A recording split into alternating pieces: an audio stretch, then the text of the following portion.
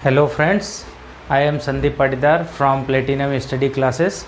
Today's topic is heat transfer in various non-flow closed system. Various processes means constant volume process, constant pressure process, isothermal process and adiabatic process. So start करने के पहले constant volume जो पहली process हमने इसका heat transfer का derivation छोटे छोटी इक्वेशंस डिराइव करेंगे। ये इक्वेशन लाने के पहले हम कुछ बेसिक टर्म्स के बारे में जान लें जो हमें आगे यूज़ होंगी। तो सबसे पहले तो हम देखें एंथैल्पी। छोटी छोटी प्रोसेसेस मतलब छोटी छोटी टर्म्स हैं उनको हम देख लेते हैं, उसके बाद हम इनके डेरिवेशन स्टार्ट करेंगे। Enthalpy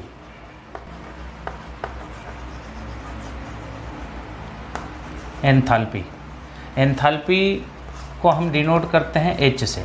enthalpy H equals to p u plus p v, ये होता है। Enthalpy H equals to u plus p v. तो हम एंथैल्पी क्या है, काइंड ऑफ एनर्जी, मतलब एनर्जी का एक फॉर्म है, देखा जाए तो एनर्जी है। और एंथैल्पी की जो यूनिट है दैट इज़ किलो जूल, है ना। अगर इसको स्पेसिफिक टर्म में लिखेंगे स्मॉल h स्पेसिफिक एंथैल्पी, ये क्या है,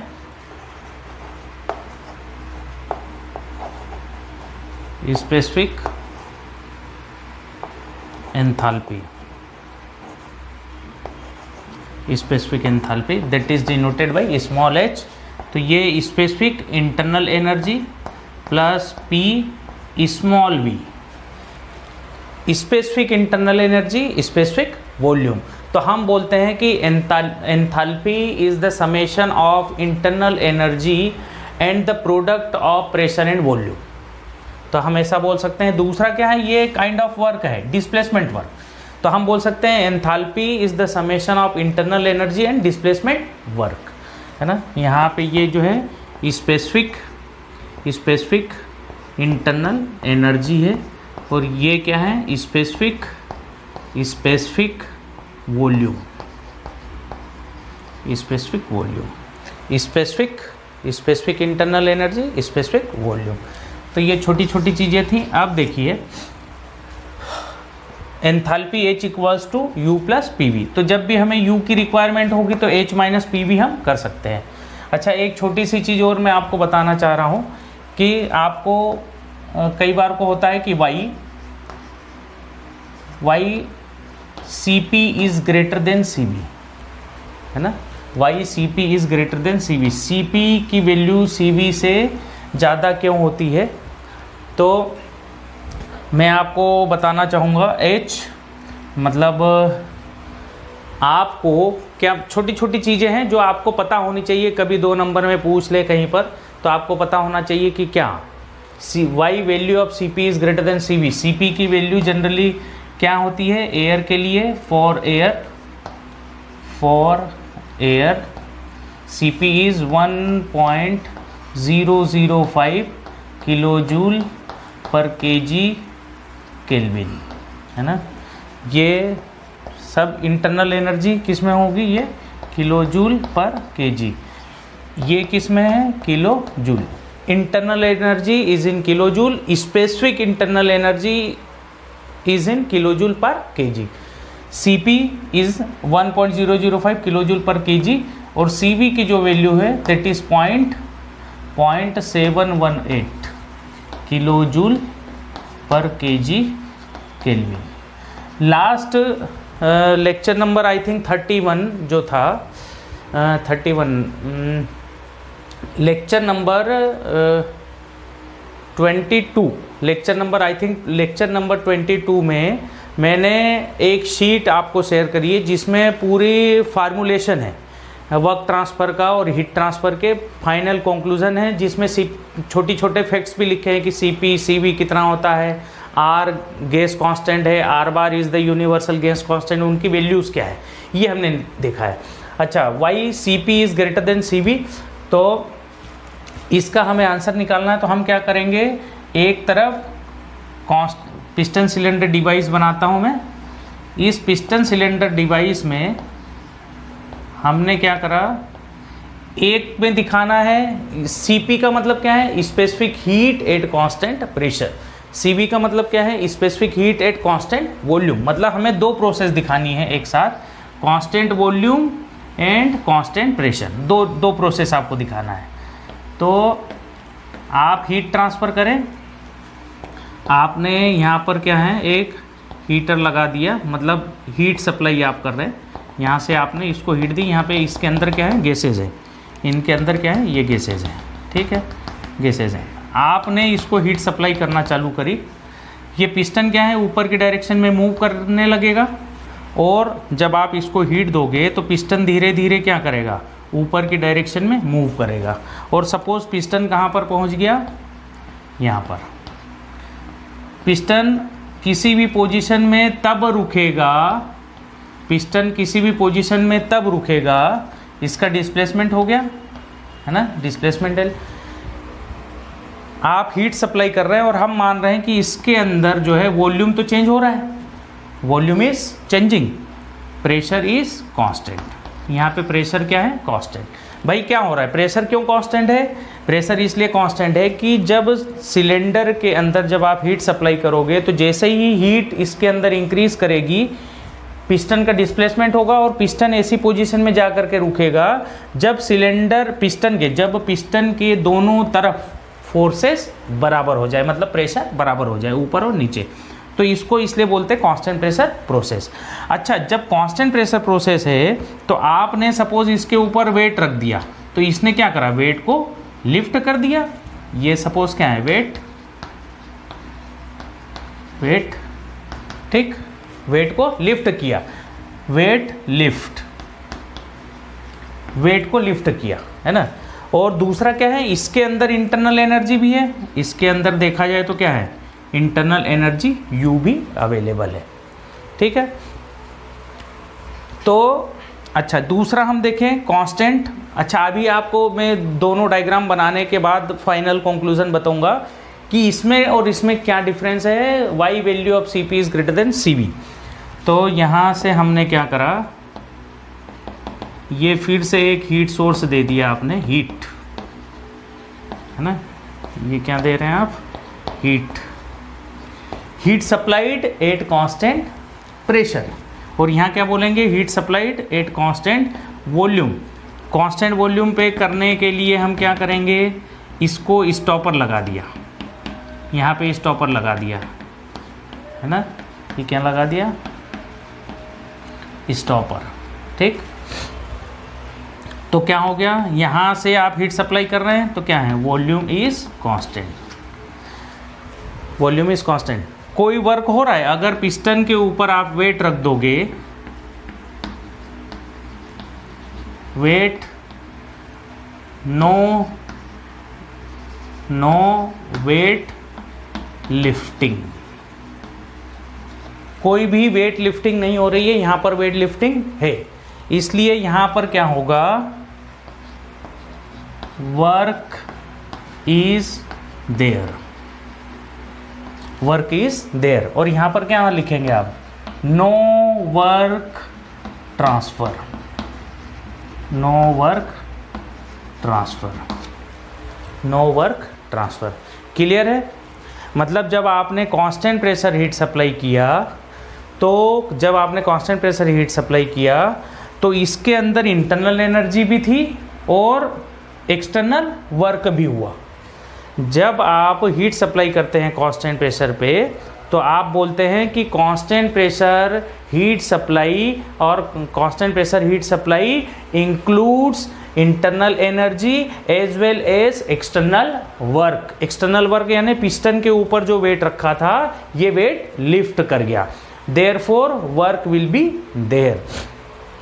तो इसको क्या बोलते हैं, constant pressure heat supply includes internal energy as well as external work, while constant volume process includes internal energy only। और Cp क्या है, स्पेसिफिक हीट।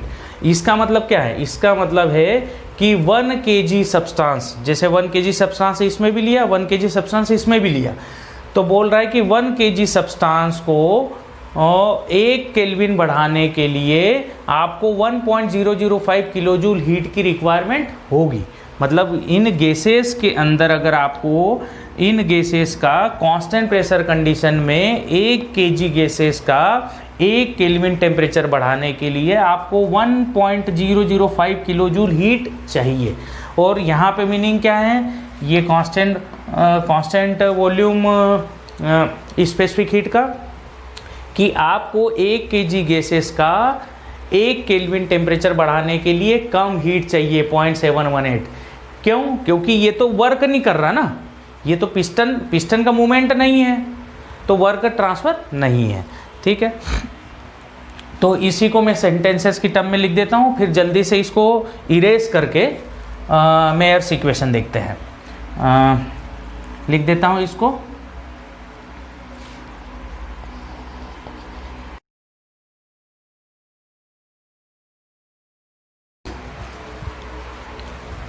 तो यही लिख दिया, constant volume process includes internal energy as well as external work, है ना। और इसमें क्या लिखा है, includes internal energy only, therefore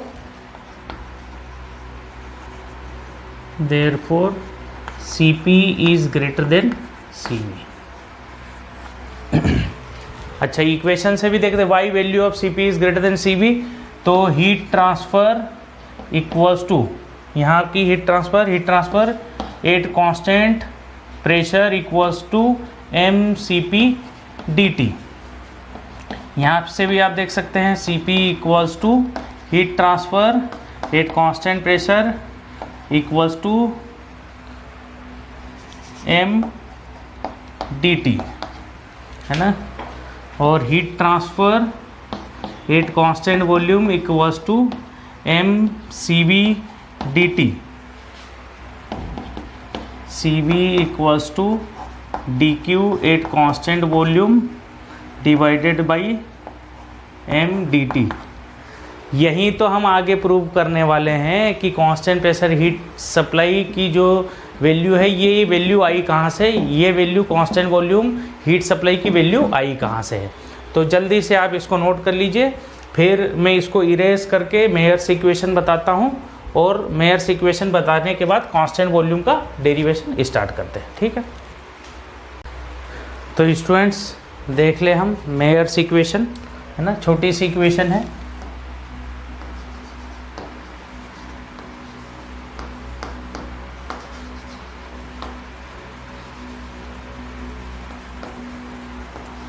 Myers equation कौन सी है, Cp minus Cv equals to R, ये आपको लाना है। मेयर्स इक्वेशन कहाँ से आई है, तो we know that enthalpy H equals to U plus PV, enthalpy H equals to U plus PV, है ना। हम क्या कर दें, दोनों तरफ डिफरेंशिएशन की टर्म लिख दें, DH equals to DU plus DPV, है ना। हम क्या लिख सकते हैं, PV इक्वल्स टू होता है MRT, so put PV is here, okay. So DH equals to DU plus DMRT। M is constant, R is constant, ये दोनों क्या हैं, कांस्टेंट है, तो इनको बाहर निकाल सकते हैं। DH equals to U plus MR को बाहर निकालेंगे, MR ये क्या हो गया, dt, है ना। We know that DH change in enthalpy क्या होता है, mCp dt, और चेंज इन इंटरनल एनर्जी क्या होती है, दैट इज mCv dt। बस पुट कर दीजिए value, put the values, that will be m c p d t equals to m c b d t plus m r d t. M r m cancel out हो गया, D T cancel out हो गया, बचा क्या, c p equals to c v plus r. So c p minus c v equals to r. This is Mayer's equation.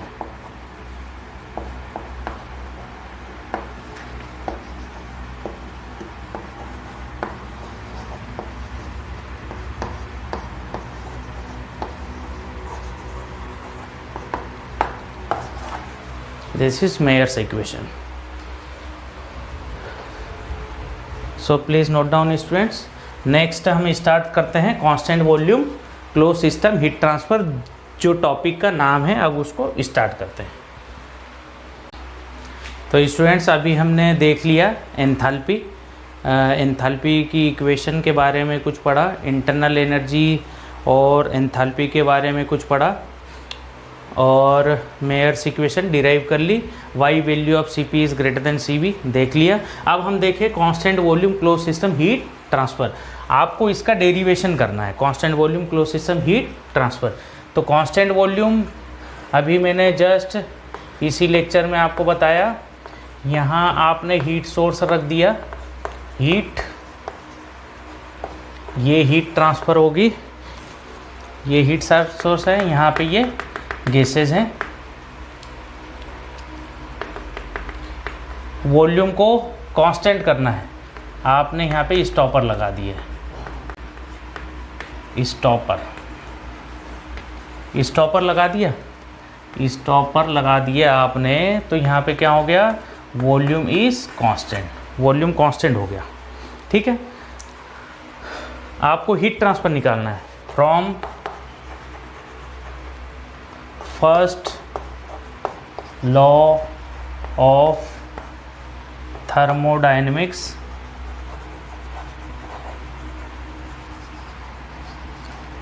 अच्छा इसके PV और TS diagram में जल्दी से बना देता हूँ। हीट ट्रांसफ़र या हीट रिजेक्शन दोनों हो सकता है कांस्टेंट वॉल्यूम पे। तो PV volume constant, constant volume की लाइन कैसे ड्रॉ होगी, ऐसी ड्रॉ होंगी, एक में हीट सप्लाई होंगी, है ना, एक में हीट रिजेक्शन होगा।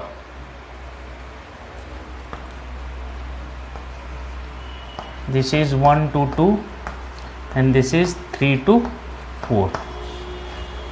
कौन सी हीट सप्लाई है, कौन सी हीट रिजेक्शन है ना, लाइन के हिसाब से यहाँ से भी आप देख सकते हैं, p v equals to m r t, है ना, यहाँ से आप देख सकते हैं।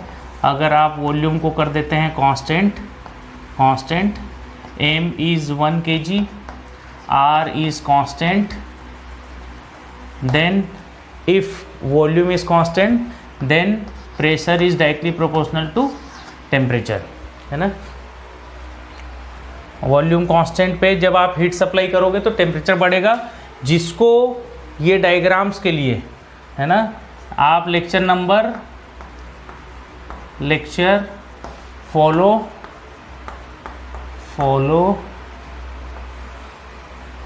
Number 14,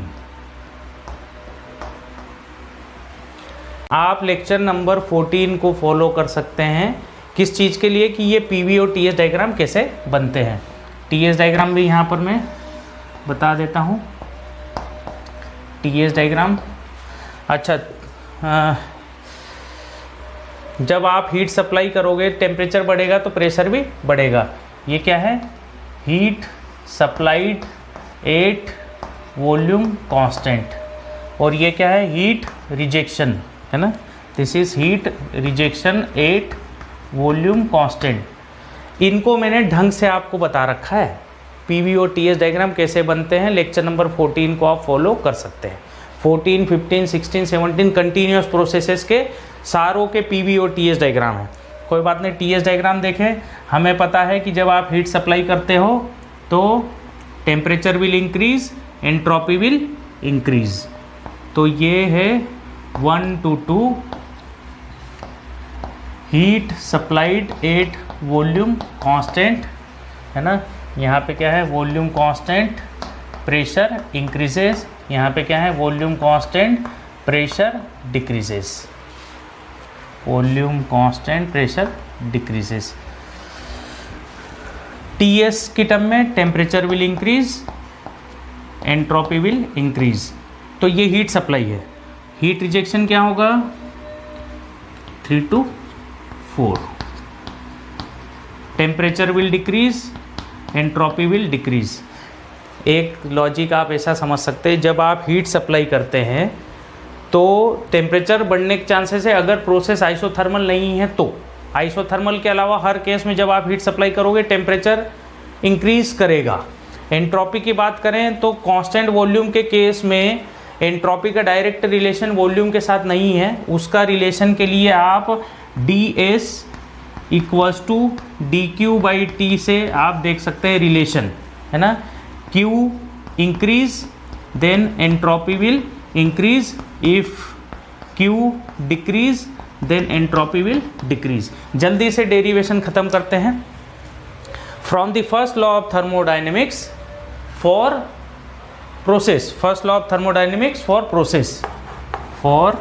process, first law process के लिए क्या है, dq equals to du plus dw। लिख दें dq equals to du plus dw, है ना। ये फर्स्ट लॉ की इक्वेशन है, इसको यूज करेंगे और आगे हम इसको फॉलो करें।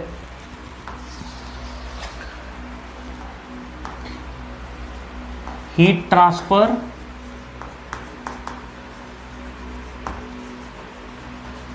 Eight constant volume, heat transfer at constant volume आपको देखना है, ठीक है। तो मैं क्या लिखूंगा, dq volume is constant equals to, देखो du plus dw, du plus dw, यहाँ पर भी क्या लगाएंगे, वॉल्यूम कांस्टेंट, क्योंकि कांस्टेंट वॉल्यूम के लिए आप हीट ट्रांसफर निकालना चाहते हैं। And we know that constant volume close system work is always 0, therefore put dw is 0, है ना। लिख देता हूं इसको,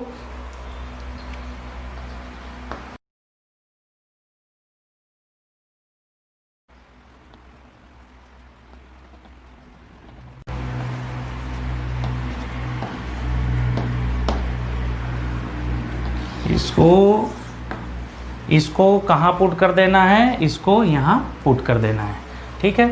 तो क्या हो जाएगा आपको, heat transfer at constant volume equals to du plus 0, constant volume close system work. We know that constant volume closed system, constant volume close system work done is 0, constant volume closed system work is always 0, so put dw at constant volume is 0 in equation, in above equation। तो 0 हो गया। heat transfer at constant volume equals to du। ये आपके पास conclusion आया, समझो, मतलब आपको क्या पता लगा कि constant volume close system heat transfer is equals to change in internal energy, and change in internal energy is mcv dt, that is also equals to mcv dt, है ना। तो ये कंक्लूजन में लिख देता हूं यहां पर।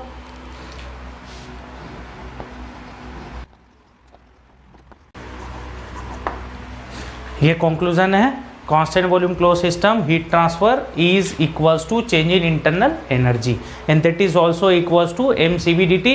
न्यूमेरिकल्स में कहीं भी आपको constant volume close system, constant volume heat transfer की रिक्वायरमेंट हो, आप डायरेक्ट du लिख सकते हैं, that will be equals to mcv dt। Okay, so note down. इसके जस्ट बाद हम करेंगे constant pressure close system heat transfer.